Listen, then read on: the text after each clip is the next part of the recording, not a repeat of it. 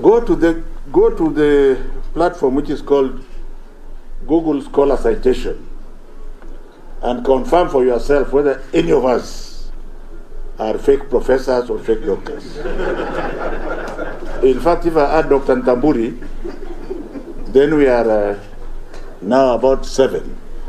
And if you go to the Deputy Vice Chancellor at a public university, Mudeo Kasanga, then the rest is history. We know for sure as a government that nothing is perfect. We also know for sure that CBC is not perfect. But we also know for sure that it left the station in 2018, even before I was appointed, through His Excellency's wisdom, to be Cabinet Secretary. It has left that station, it is moving forward. And by the grace of God, I'm the one sitting on that horse whom you have said I'm sitting and looking back. Which is all right. And I'm sitting and the horse is looking this side and I'm looking back. Now that is satirical, but it is in your own imagination. And do not be surprised if we come out very strongly telling you that there are certain facts which have been deliberately ignored by both the so-called specialists and the most learned members of the press. You ignore because you have refused to check. Most of the facts are available. For example, on the small matter of the digital learning program, you are aware, and it is on the website, if you care to look,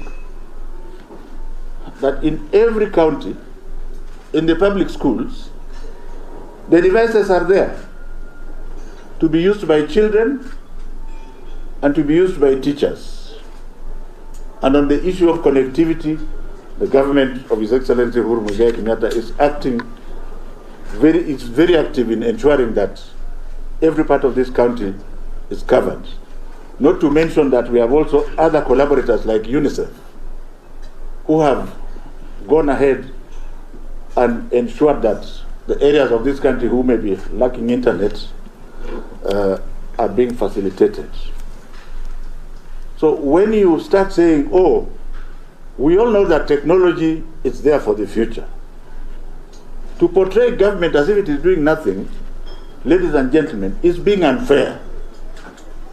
It's being unfair, and don't demonize me for saying so, because the facts are there. That was the first point. The second point is a very simple one. Ladies and gentlemen, you are talking about quality assurance. In my life, and I think I have taught for quite a number of years, the people I taught are now professors.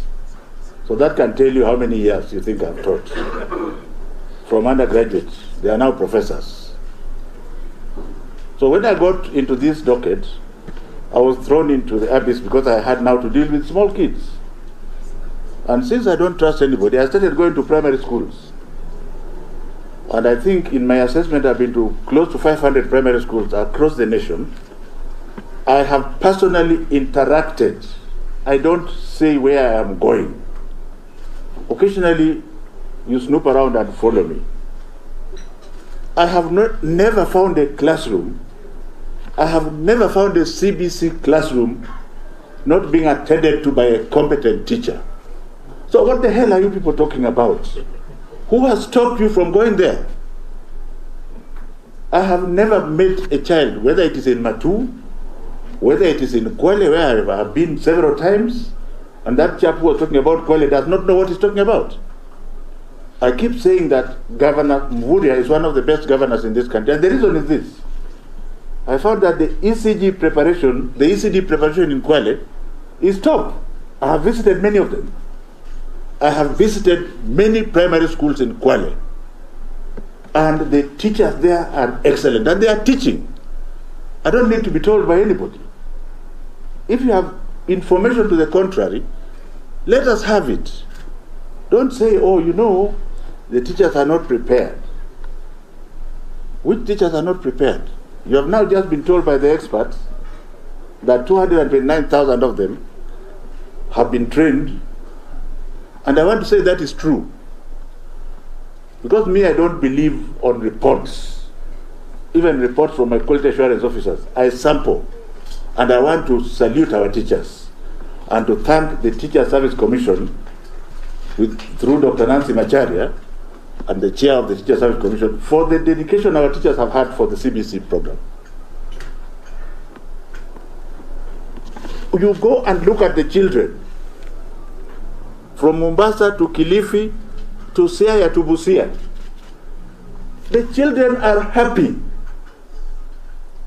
And I'm mutually attracted to the poor children. I don't go to the children of the vice president, because I know the vice president can afford to do anything she wants. So I go to the slums, in the Kibiras of this world, in Kiandutu. How are the children being handled in CBC? Are they happy? Now, if they are happy and we have a children's right, ladies and gentlemen, are we right to say that you want to go to court when you already have 5 million children happy to engage? They enjoy what they are doing. It is true that there are challenges. Why don't you bring those challenges in a manner that we can accept that you are not doing it for other issues? Why? Because if you come to me and you are 90% of what you are saying is incorrect, even the 10% you are saying that is correct, do you think I will listen to it? I will not listen, because then I will be asking, what is wrong with you? And we have no apologies to make to anybody. This competency-based curriculum is here to stay in my life. It is the most transformative thing I have seen. It is the most transformative thing I have seen. I used to be worried that our teachers will compromise it. Dr. David Njegere has just shown you that even the teachers love it. Because in the many classrooms that I have been, even if I sit in a classroom for just half an hour, I'm able to see which child is more active than the other, putting his hand 10 times, although he will only be called once, another one will be able to put once. You cannot push those children down, even if you are wicked. And the system is there. Why do you want to ask, how are you going to select? What the hell are you talking about? It is already there. It is already there. So if you have the top 10%, it will come naturally. And you take them without prejudice, not with the 844 where people used to pay money in briefcases, and then when they come to the university to do medicine, after the first term they all disappear. After 5 years, from 500 you graduate 200. Where did the 300 go? I am not the type of person that you can persuade or ask to lobby. As I go to be with my ancestors when the time comes, how I wish that our people will be reasonable to allow the competency-based curriculum, to allow my seeds to be able to be trained to do something. Because every job is important. You have been talking about universities. What about the technical sector? We are going to identify people who are experts in the technical sector and train them in the pathway. We are going to identify the musicians so that they can be trained in their own pathway and they will be respected. You don't have to to go and become something else because you can't pass mathematics. Who has told you you need maths to be a musician?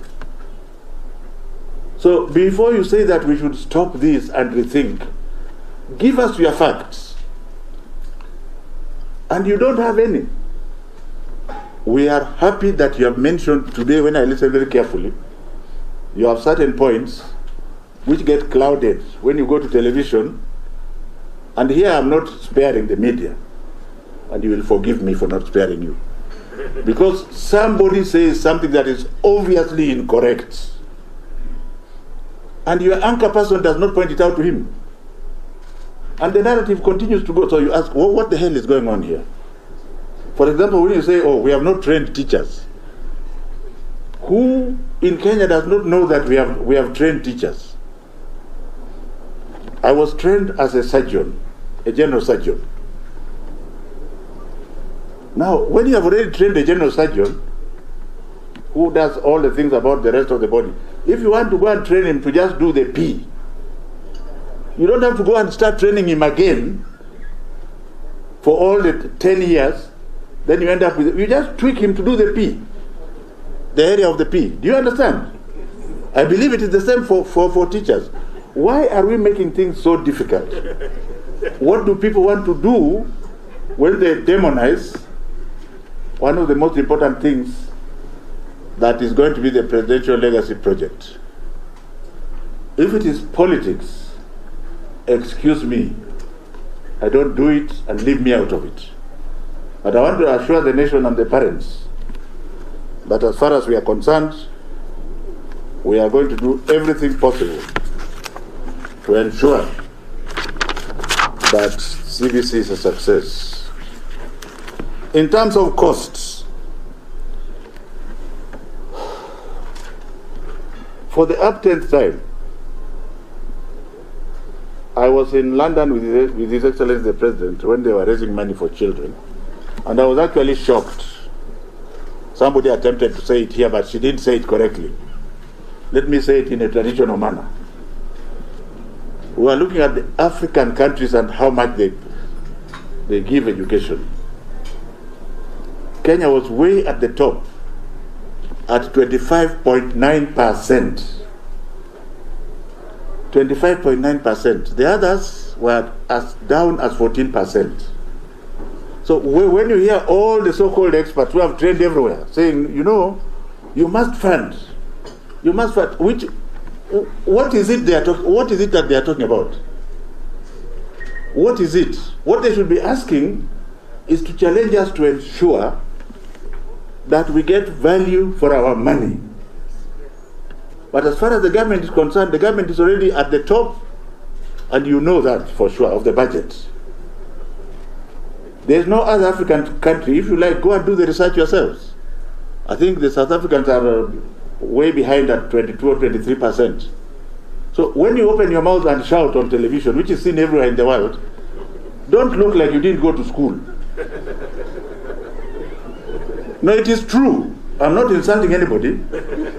I'm just saying the truth here.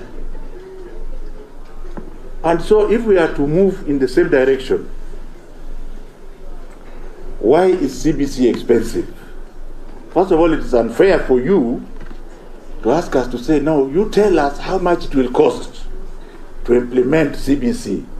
That is for people who did not go to school. You should be asking yourself, how much money is government giving per child